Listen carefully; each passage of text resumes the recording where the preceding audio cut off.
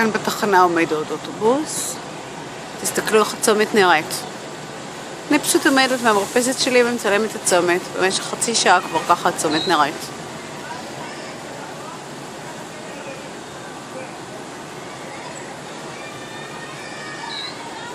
האוטובוס הזה של טיולי מירה עומד פה כבר חצי שעה. ככה תקוע באמצע הצומת. תסתכלו כמה מכוניות. ילדים, מורים, הנה האוטובוס השני מנסה איכשהו לזוז, בלתי אפשרי. במקרה כרגע אין גם צפצופים לא נורמליים, חבל, הייתם שומעים מה נעשה כאן גם.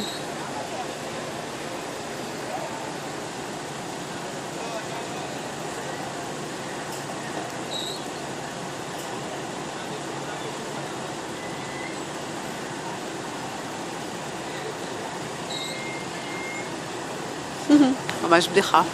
נגיד שלתומי הייתי רוצה לצאת מהבית עכשיו, אני בכלל לא מדברת על זה. זה לא אופציה בכלל.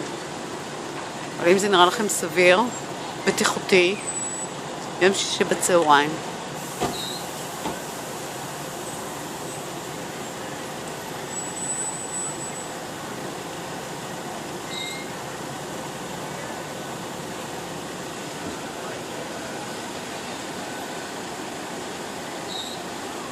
באמצע הכביש, אנשים הולכים באמצע הכביש, באמצע הצומת שחסומה על ידי עשרות מכוניות שלא יכולות בכלל לפנות אותה. הנה האוטובוס המסכן הזה של נתיבי אומני אקספרס, הנה עוד אחד בא אחריו, וואו וואו וואו, שמח.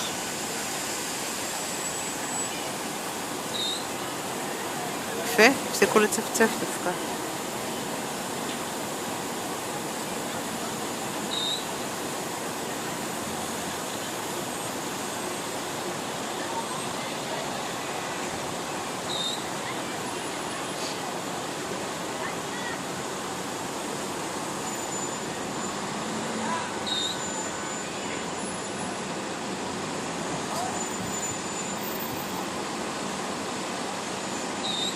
אוטובוס אחד עבר, עכשיו האוטובוס של מירה צורס איכשהו מצליח לזוז, מגיע אוטובוס נוסף של נתיבי אקספרס, לא, סליחה, נתיב אקספרס.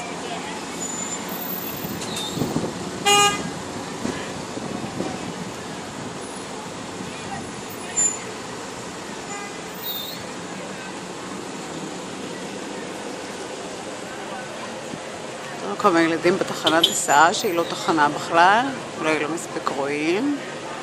מחכים לעוד אוטובוס, שומר עומד, אין לו הרבה מה לעשות. לא יודעת אם זה שומר בכלל.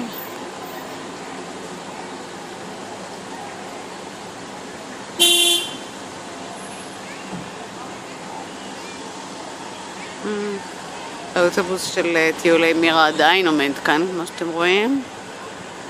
לא מצליח לעבור כי כולם חונים משני צידי הכביש, כולם חונים על המדרכות, חוסמים את היציאות מהבתים כמובן.